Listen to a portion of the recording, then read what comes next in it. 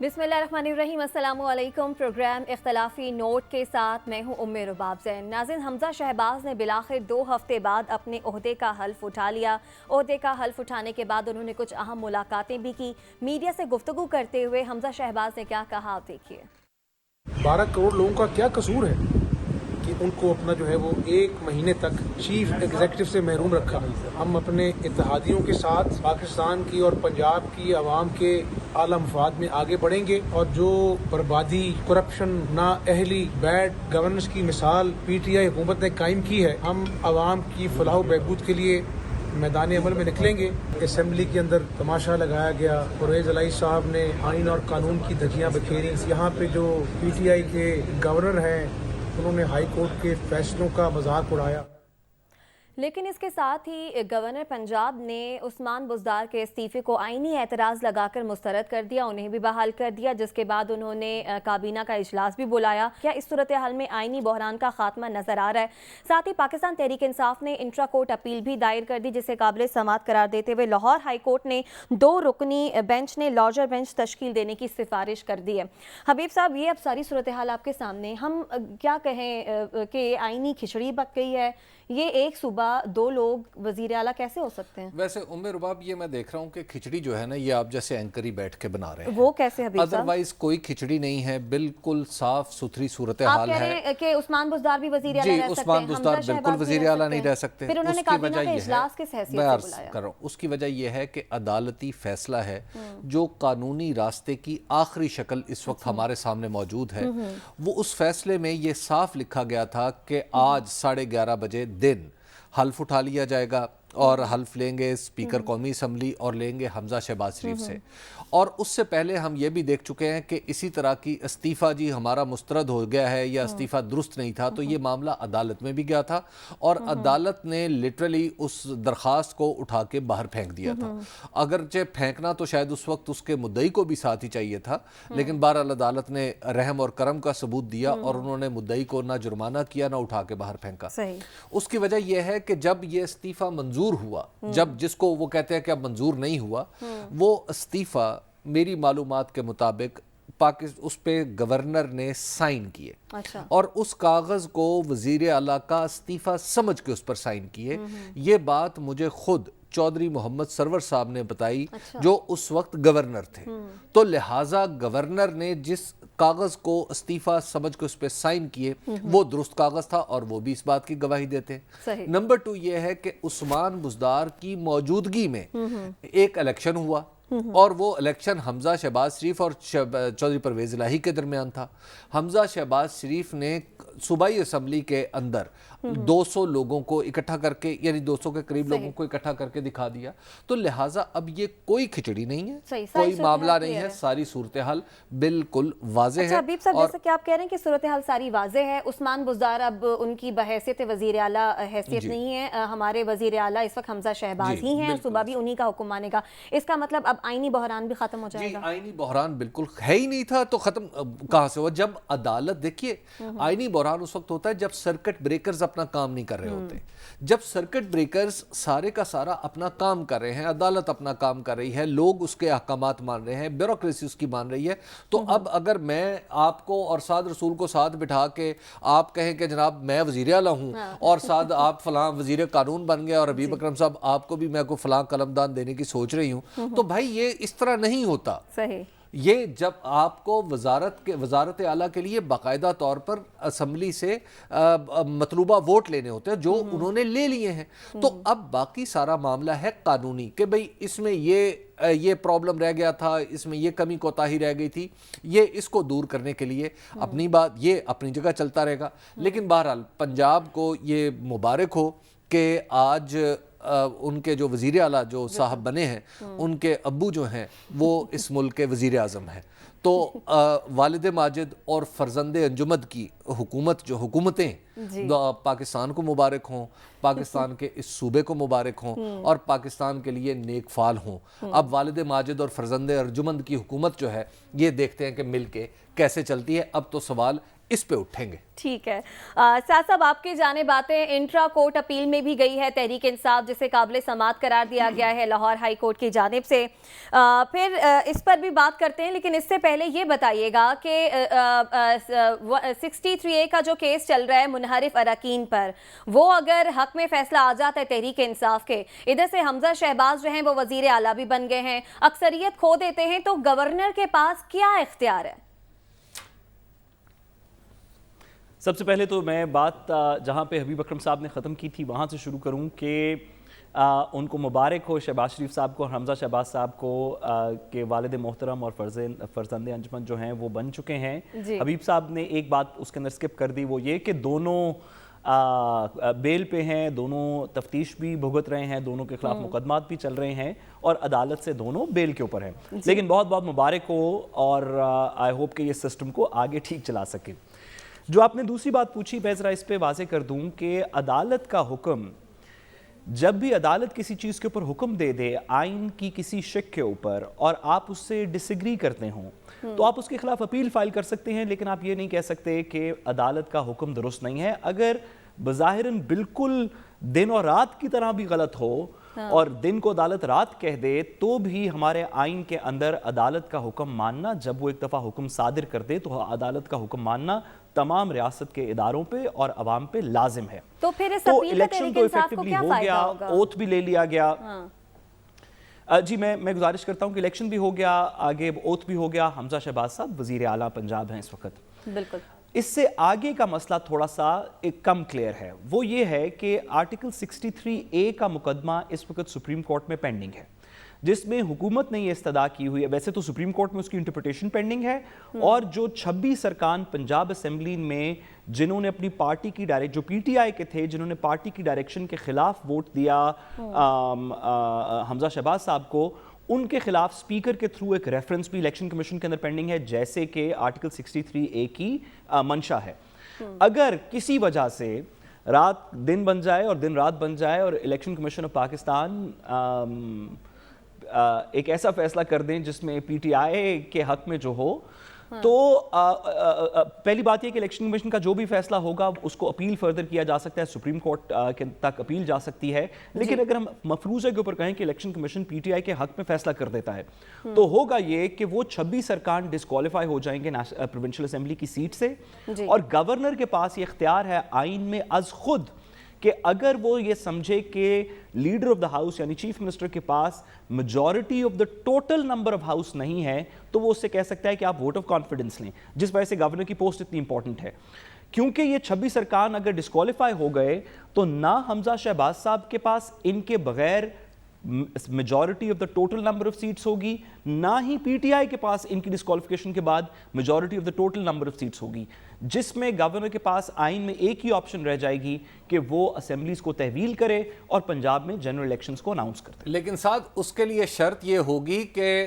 P T I کا governor ہو اس وقت تک مجھے عمر سرفراز چیمہ صاحب کا گورنر رہنا مشکل لگ رہا ہے۔ سیاسی شرط یہ ہے کہ پی ٹی آئی کا گورنر ہو۔ اچھا سعد صاحب، گورنر کے معاملے پر آپ سے مجھے آئینی نقطہ بھی جاننا ہے، لیکن حبیب صاحب اگر اس سے ہم پہلے اگر سیاست کی بات کریں تو گورنر سے متعلق تو ایک وہ استعفے کی سمری بھیجی ہوئی ہے صدر صاحب کو وزیر اعظم شہباز شریف نے، اسے بھی کوئی 2-3 ہفتے ہو گئے ہیں، کہا جاتا ہے کہ کچھ دنوں تک نہ صدر سائن کرے تو اسے منظور سمجھا جاتا ہے، وہ اس میں کیا یہ دیکھیے وہ ہے کہ جی کا جانا ٹھہر گیا ہے، صبح گیا یا شام گیا۔ اب بات یہ ہے کہ جب جتنی بڑی تبدیلی آ چکی ہے اس کے محرکات جو بھی ہوں، اس کے محرکات پہ آپ گفتگو کرتے رہیں، لیکن حکومت میں جو تبدیلی آئی ہے بہرحال وہ کانسٹیٹیوشنل ہے، اور کانسٹیٹیوشنلی صدر کے پاس یہ اختیار نہیں ہے کہ وہ وزیر اعظم کی کوئی ایڈوائس کو زیادہ دیر تک روک سکے۔ اب رولز میں کبھی آپ اس کو کھینچ تان کے آگے پیچھے کر کے چند دن تو گزار سکتے ہیں، لیکن الٹیمیٹلی یہاں پر گورنر آپ کو وہی لگانا پڑے گا جس کی ایڈوائس آپ کو وزیر اعظم شہباز شریف صاحب بھیجیں گے۔ ایک بات، دوسری بات یہ ہے کہ جو ابھی آپ نے بات کی نا یہ استعفوں والی، آج میری ملاقات ہوئی راجہ پرویز اشرف صاحب سے بھی، جو سپیکر قومی اسمبلی ہیں، وہ جب تشریف لائے ہوئے تھے یہاں پہ حلف برداری کے لیے، تو ان سے میں نے یہ سوال اسپیسیفکلی 2 سوال پوچھے۔ کیا؟ میں نے ان سے ایک پوچھا کہ آپ پی ٹی آئی کے استعفوں کا کیا کرنے والے ہیں؟ انہوں نے کہا جی کہ میں عید کے بعد سب کو خط لکھوں گا اور ایک ایک کر کے بلاؤں گا، क्योंकि मैं समझता हूं कि उन्होंने जो साइक्लो स्टाइल पे मुझे इस्तीफे दिए हैं वो इस्तीफे काबिल कबूल नहीं है। अच्छा। तो लिहाजा एक एक को बुलाया जाएगा। दूसरा मैंने पूछा कि आप डिस्क्वालिफिकेशन का क्या करेंगे जो पीटीआई के मेंबर्स हैं। इसमें समझने वालों के लिए बहुत सारी निशानियां। जब मैंने उनसे ये पूछा तो साहब थी नवाब शेर वसीर बैठे हुए थे।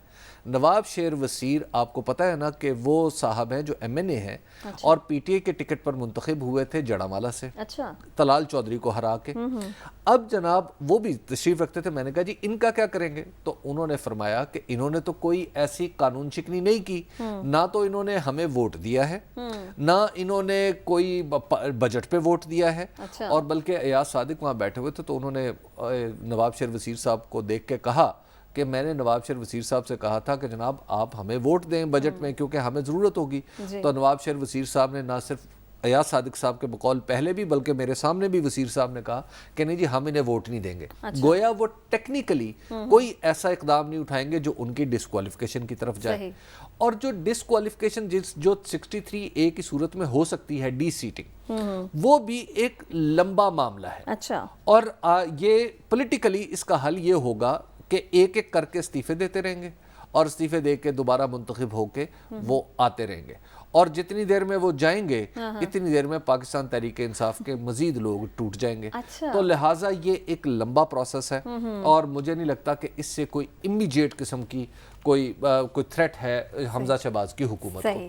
साथ साथ वापस गवर्नर के इस्तीफे पर आते हैं। समरी तो भेज दी गई है वज़ीर आज़म साहब की जानिब से सदर पाकिस्तान को। सदर पाकिस्तान कितनी देर इस समरी को डिले कर सकते हैं? कानून अब इस हवाले से क्या कहता है? गवर्नर कब तक अपने ओहदे पर बरकरार रह सकते हैं? देखिए सबसे पहले मैं ये गुजारिश करूं कि सिर्फ एक सियासी बात करके मैं आपके कानून का जवाब देता हूं कि मेरा नहीं ख्याल कि इस वक्त पीटीआई के लोग टूटेंगे। हमने अवाम पे इमरान खान साहब की सोशल मीडिया पे, अवाम पे, दीगर जगहों में पॉपुलैरिटी देख ली। बज़ाहिर लगता यह है कि इलेक्शन आज हो, 6 महीने में हो, साल में हो, इमरान खान साहब की स्ट्रीट पावर इस वक्त उनके साथ है, गुस्से में भी है, जज्बे में भी है, जिस वजह से मेरा ख्याल है कि मजीद लोग अपने अपने हल्के के इलेक्शन बचाने के लिए नहीं टूटेंगे।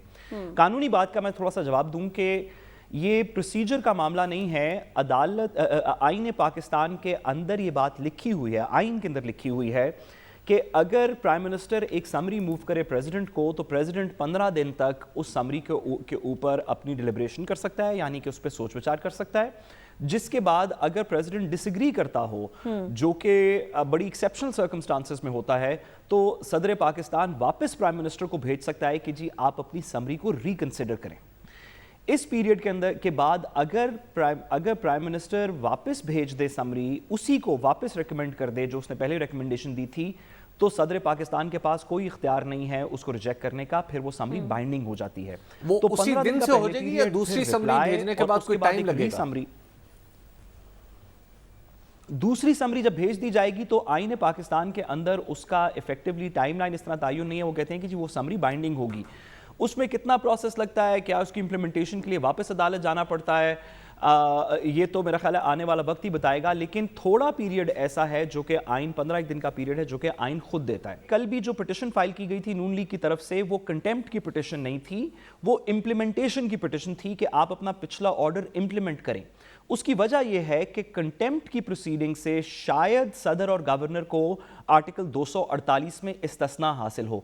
बज़ाहिर उसकी लैंग्वेज आर्टिकल 248 आइन की लैंग्वेज तो इस्तिस्ना देती है, लेकिन क्योंकि इसको आज तक अदालत ने इंटरप्रेट नहीं किया, यूसुफ रज़ा गिलानी साहब के केस के अंदर भी सदर पाकिस्तान की इम्यूनिटी को इंटरप्रेट नहीं किया था, तो हो सकता है कि अदालत कहे कि हर चीज़ के अंदर इम्यूनिटी नहीं है, अदालत के ऑर्डर्स फिर भी मानने हैं। लेकिन बज़ाहिर लगता यह है कि अदालत को शायद कंटेम्प्ट के सदर पाकिस्तान को और गवर्नर को शायद कंटेम्प्ट प्रोसीडिंग्स में इस्तिस्ना हासिल हो, जिस वजह से कल की पिटिशन भी कंटेम्प्ट की पिटिशन नहीं थी बल्कि इंप्लीमेंटेशन की पिटिशन थी। हबीब साहब ने कानूनी नुक्ता नज़र तो हमें बता दिया इस सारी सूरत हाल पर।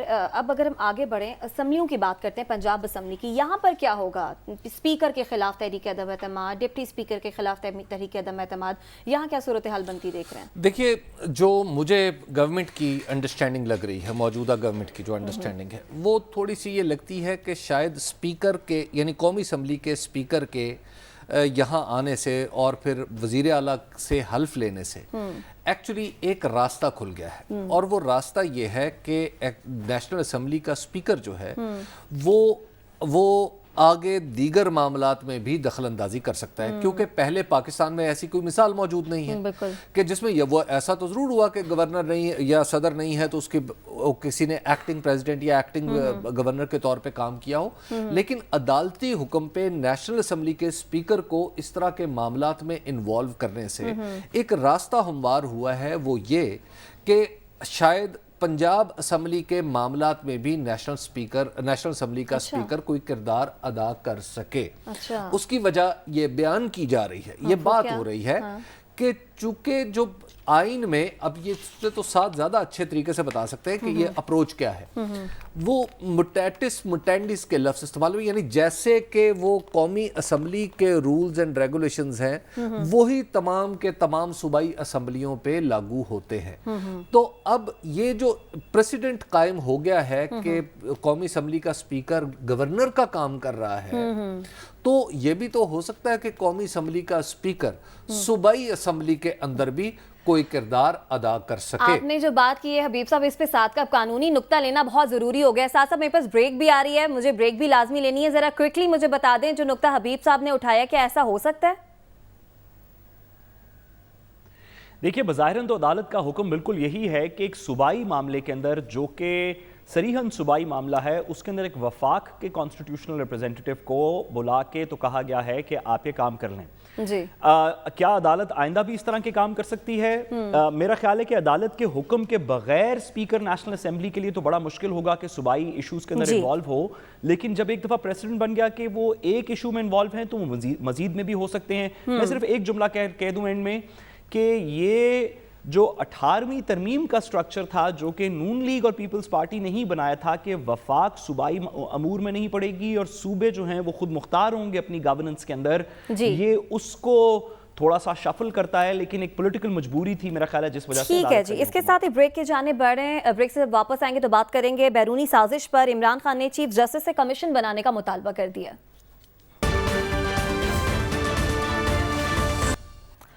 ویلکم بیک ناظرین۔ حبیب صاحب، عمران خان صاحب نے کمیشن بنانے کا مطالبہ کیا ہے، الگ الگ انہوں نے خطوط ارسال کیے چیف جسٹس کو بھی اور صدر پاکستان کو بھی، اور اس میں اپنے اعتراضات بھی اٹھائیں، وہی الزامات دہرائیں کہ ثابت ہو گیا کہ سازش ہوئی۔ دیکھیے عمر رباب، یہ ایک سیاسی معاملہ ہے جو قانون کی راہداریوں میں جا رہا ہے۔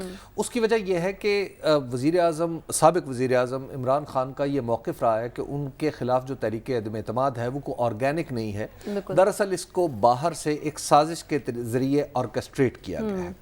اب اس موقف کے حوالے سے اگر ہم دونوں سائڈز اس کی دیکھیں تو ایک تو یہ ہے کہ ہماری ایجنسیز کہہ رہی ہیں کہ ہم نے کوئی سازش کا سراغ نہیں لگا پائے، ہمیں کوئی ایسا سراغ نہیں ملا کہ کسی نے کسی کو پیسے دیے ہوں، کسی نے کسی کو فون کیا ہو کہ جناب یہ سازش ہوئی ہے، لیکن مداخلت یعنی جو بیانات وہاں پہ ایک وہاں کے سفارتکار نے ہمارے سفیر کے سامنے دیے، وہ بیانات یقیناً ایسے ہیں کہ جن سے مداخلت کا تاثر ابھر تھا، اور اس کا احتجاجی مراسلہ بھی امریکہ کو بھی دے چکے ہیں، اور امریکہ کے اندر بھی اور امریکہ کے سفارت خانے کو یہاں پر بھی دے چکے ہیں۔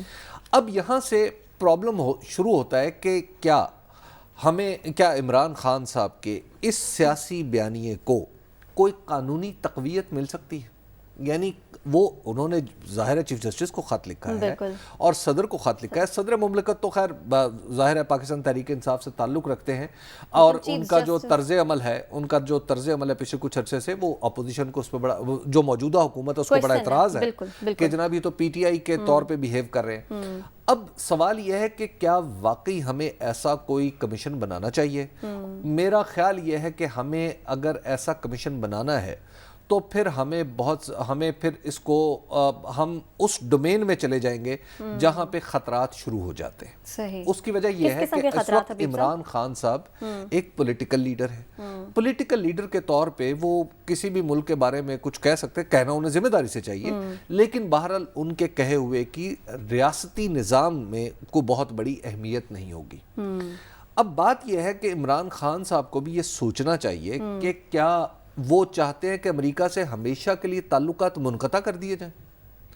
کیونکہ اگر اس پہ کوئی کمیشن بنتا ہے اور کمیشن بن کے جو بھی اس کی فائنڈنگ ہو سکتا ہے وہ عمران خان صاحب کے جو حق میں ہو یا ان کے خلاف ہو، اگر فرض کریں تو عمران خان صاحب کے حق میں وہ نہیں آتی، تو کیا عمران خان صاحب ہمیں اس طرف لے کے جا رہے ہیں کہ ہم دنیا کی ایک بڑی طاقت سے ڈسکنیکٹ کر لیں؟ یا عمران خان صاحب یہ سمجھتے ہیں کہ دنیا کی بڑی طاقت سے ڈسکنیکٹ ہو جانا اس مراسلے کی بنیاد پہ وہ ایک چاہے ان کے حق میں آ جائے تو یہ درست ہے؟ دیکھیں، یہ وہ سوال ہے جو دراصل صرف عمران خان کا نہیں ہے، یہ سوال ایسا ہے کہ جس میں ریاست کے سارے ادارے، ریاست کا ہر فریق جو آپ اور میں بھی ہیں وہ اس میں انوالو ہوتے ہیں۔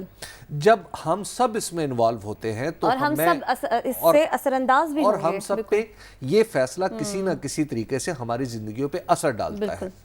تو اس کے لیے میرا خیال یہ ہے کہ یہ درست راستہ نہیں ہے، یہ درست حکمت عملی نہیں ہے کہ ہم اس میں عدالت کو انوالو کریں۔ عدالت کے سامنے وہ بہت ساری پیچیدگیاں خارجہ معاملات کی نہیں رکھی جا سکتی جو اس قسم کے کسی فیصلے کے لیے ضروری ہیں، اور جو اس قسم کے فیصلے کے لیے ضروری پیچیدگیاں عدالت کے سامنے جائیں گی اور پھر وہ پبلک کے سامنے آئیں گی تو وہ ان سے آپ مزید غلطیاں اور مزید پیچیدگیوں کا وہ شاخسانہ ہوں گی، وہ منبع و مصدر بن جائیں گی، معاملات پیچیدہ ہو جائیں گے۔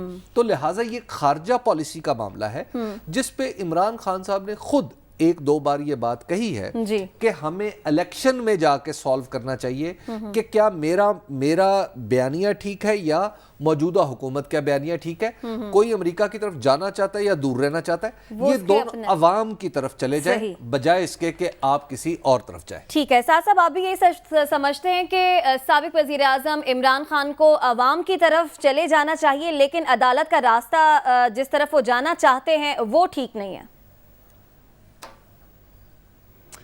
دیکھیے، میرا یہ خیال ہے کہ یہ ایشو، جیسے کہ بھی آپ اور حبیب صاحب بھی کہہ رہے تھے کہ اس ایشو کا ہر پاکستانی کی زندگی کے اوپر اثر پڑتا ہے، یہ ایک پبلک امپورٹنس کا ایشو ہے۔ اگر یہ پبلک امپورٹنس کا ایشو نہیں ہے تو پتہ نہیں کون سا ہوگا۔ تو اس کی کوئی نہ کوئی تحقیق تو ہونی چاہیے۔ میں حبیب صاحب سے ایگری نہیں کرتا کہ اس کے اندر کوئی کمیشن وغیرہ اگر بنے تو ہو سکتا ہے کہ ہمارے خارجی معاملات کے اوپر کچھ ہمیں مشکلات کا سامنا پڑے، لیکن خود مختار قوموں کو مشکلات کا سامنا پڑتا ہے، لیکن وہ اپنے مفاد میں درست فیصلے کرتی ہیں، اور میرا خیال ہے کہ اس طرح کی ایلیگیشن کو انویسٹیگیٹ ہونا چاہیے۔ اب بات یہ ہے کہ انویسٹیگیشن کیسے ہوگی۔ ایک جو لیٹر صدر پاکستان کو لکھا گیا ہے وہ تو تقریباً انویسٹیگیشن کے پرسپیکٹیو سے میننگ لیس ہے، اس وجہ سے کہ انکوائری کمیشن جو پاکستان کا متعلقہ قانون ہے جس کے نیچے کمیشن بنتا ہے، اس میں صدر پاکستان کی پاورز نہیں ہیں، اس میں وفاقی حکومت کی پاورز ہیں، تو صدر پاکستان شاید اس کے نیچے کمیشن نہ بنا سکیں۔ اور اس کے علاوہ اگر وہ اپنی طرف سے کسی سیل کو نامنیٹ کر کے بنائیں گے تو یہی ایلیگیشن ہوگی کہ یہ تو پی ٹی آئی کے ایک اپنے شخص نے ایک اپنا من پسند کمیشن بنایا اور انویسٹیگیٹ کر لیا۔ عدالت کے سامنے اس کے اندر 3 آپشنز ہیں۔ سب سے پہلی بات یہ کہ عدالت ہو سکتا ہے اس پہ کچھ بھی نہ کرے، جو کہ اس وقت ہو رہا ہے، یا جو حبیب صاحب نے بھی ابھی بات کی، ہو سکتا ہے عدالت اس لیٹر کو اگنور کر دے، اس کی ثوابدید ہے چیف جسٹس صاحب۔ دوسری بات یہ ہو سکتی ہے کہ چیف جسٹس صاحب اس کو ایک پٹیشن میں کنورٹ کر دیں، کیونکہ آرٹیکل 184(3) کے اندر ضروری نہیں کہ ایک فارمل پٹیشن فائل کی جائے۔ آپ نے دیکھا ہوگا ماضی کے اندر بھی، خاص طور پہ افتخار چودھری صاحب کے زمانے کے اندر، اس پریکٹس کو ڈسکریج کرنا چاہیے، لیکن پھر بھی ایک خط پہ، ایک خبر پہ سو موٹو ہوا ہے، اور یہ ایشو جب تک وہ ایشو آف نیشنل امپورٹنس ہو اور وہ ریلیٹ کرتا ہو عوام کے فنڈامنٹل رائٹ سے، تو یہ ایشو آف نیشنل امپورٹنس بھی ہے، اور ابھی ہم ڈسکشن کر رہے تھے کہ ہر بندے کی زندگی کو افیکٹ کرتا ہے تو فنڈامنٹل رائٹس کو افیکٹ کرتا ہے، تو عدالت اس کو 184(3) میں کنورٹ کر کے ایک پٹیشن کے طور پہ سن سکتی ہے۔ تیسری آپشن جو عدالت کے سامنے ہے وہ یہ ہے کہ عدالت جوڈیشل کمیشن ایک مقرر کر دے۔ فرق ہے دونوں کمیشنز میں، حکومت جو کمیشن مقرر کرتی ہے انکوائریز کمیشن ایکٹ کے نیچے، وہ جوڈیشل کمیشن نہیں ہوتا، اس میں کوئی ریٹائرڈ جج یا کوئی ریٹائرڈ شخص ہوتا ہے۔ جب بھی کوئی حاضر سروس جج کوئی کمیشن کو لیڈ کرے گا تو وہ جوڈیشل کمیشن ہوگا، جس طرح ایبٹ آباد کمیشن بنا تھا، دیگر کمیشنز بنے تھے۔ تو عدالت کے پاس یہ 3 آپشنز ہیں۔ عدالت آنے والے دنوں میں اس پہ کیا کرے گی یہ چیف جسٹس صاحب کی ثوابدید ہے، لیکن کانسٹیٹیوشن کے پرسپیکٹیو سے یہ 3 پاسبلٹیز ہو سکتی ہیں۔ ساتھ یہاں پہ سوال یہ اٹھتا ہے کہ اگر فرض کر لیتے ہیں کہ عدالت ایک عدالتی کمیشن بن جاتا ہے، عدالتی کمیشن بن جائے گا تو وہ تفتیش کس سے کروائے گا؟ ظاہر ہے تفتیش حکومت سے کروائے گا یا حکومتی اداروں سے کروائے گا؟ ہم دیکھ چکے ہیں کہ خود عمران خان صاحب جب وزیر اعظم تھے تو وہ تمام ادارے جو تفتیش کر سکتے ہیں، اس میں آئی ایس آئی ہے، وہ اس نیشنل سیکیورٹی کمیٹی میں موجود ہے، اس میں پاک فوج کے سربراہ موجود ہے، اس میں بحریہ کے سربراہ موجود ہیں، اس میں فضائیہ کے سربراہ موجود ہیں، اور اس میں دیگر اہم لوگ جو وزراء تھے وہ بھی موجود تھے۔ جب اس کمیٹی نے یہ فیصلہ کیا کہ یہ ٹینٹاماؤنٹ ٹو یعنی جو مداخلت کے قریب ترین ہے یہ زبان، تو اس کی بنیاد پہ ہمیں احتجاج کرنا چاہیے، تو یس ان اداروں نے پہلے سے یہ طے کیا، سب وزیر اعظم کی موجودگی میں، عمران خان کی موجودگی میں، کہ یہ مداخلت ہے، لہٰذا اور ہم اس کے اوپر احتجاج کرتے ہیں۔ یہ موقف ریاست کا آ گیا۔ اب اس کے بعد دوبارہ پھر میٹنگ ہوئی، اب وزیر اعظم تھے شہباز شریف صاحب، اور پچھلے والے اعلامیے کی توثیق ہوئی اور کہا گیا کہ ہمیں کنسپریسی کا کوئی سراغ نہیں مل سکا۔ اب یہاں پہ یہ سوال اٹھتا ہے کہ وہ ادارے جو امکانی طور پہ تفتیش کر سکتے ہیں، وہ تو پہلے ہی بتا چکے ہیں کہ ہم نے تفتیش کر لی ہے، اور ہمیں کنسپیریسی کا اس معنی میں جو عمران خان صاحب کہتے ہیں سراغ نہیں ملا، تو اب آگے کیا جوڈیشل کمیشن کا جواز رہ جاتا ہے؟ تو میرا خیال یہ ہے کہ یہاں پہ یہ معاملہ کمپلیکس ہے، پیچیدہ ہے، اس کو ہمیں جہاں پہ اس کو سیاسی موقف کے طور پہ ضرور اختیار کیا جانا چاہیے۔ پاکستانیوں کے، بہت سارے پاکستانیوں کے دلوں کی آواز ہے جو عمران خان صاحب کہہ رہے ہیں، بلکہ انفیکٹ ہم سب کے دلوں کی آواز ہے کہ پاکستان کو انڈیپینڈنٹ ہونا چاہیے، لیکن کیا یہ جوڈیشل معاملہ ہے؟ اس پہ میرا خیال ہے کہ سوال اٹھتا ہے۔ سر صاحب، جو سوال حبیب صاحب نے اٹھایا آپ اس کا جواب دینا چاہیں گے؟ میرے پاس بریک بھی آ رہی ہے، ذرا کوئک آنسر دیجیے گا۔ جی، سب سے پہلی بات کہ حبیب صاحب نے درست فرمایا کہ اس کی انویسٹیگیشن کے اندر بہت سے مسائل ہوں گے، صرف یہ مسائل نہیں ہوں گے بلکہ تھوڑے پریکٹیکل ایشوز بھی ہوں گے کہ جو بھی جوڈیشل کمیشن ہو وہ سفارت خانوں سے انویسٹیگیٹ کیسے کرے گا، اس میں ہمارے معاملات فورن افیئرس کے کیسے ہوں گے۔ یہ بات حبیب صاحب کی درست ہے کہ اس کی انویسٹیگیشن بہت مشکل ہوگی، انٹرنلی بھی، اداروں میں بھی، اور فورن آپریٹیوز کے ساتھ بھی، ٹو فگر آؤٹ کہ اس میں واقعی کنسپیریسی ہے یا نہیں ہے۔ لیکن میرا یہ کہنے کا مقصد نہیں ہے کہ یہ آسان ہوگا، میرا یہ کہنے کا مقصد ہے کہ عوام آدھی سے زیادہ عوام کا خیال ہے کہ کنسپیریسی ہوئی ہے۔ ٹھیک ہے ساتھ صاحب، آپ کہہ رہے ہیں کہ یہ کام کرنا آسان نہیں ہوگا، لیکن یہ کام ہونا چاہیے، اور آپ کی نظر میں جو راستہ عمران خان اختیار کرنے جا رہے ہیں وہ ٹھیک ہے۔ اس کے ساتھ ہی بریک کی جانب بڑھیں، واپس آئیں گے، ہمارے ساتھ رہیے گا۔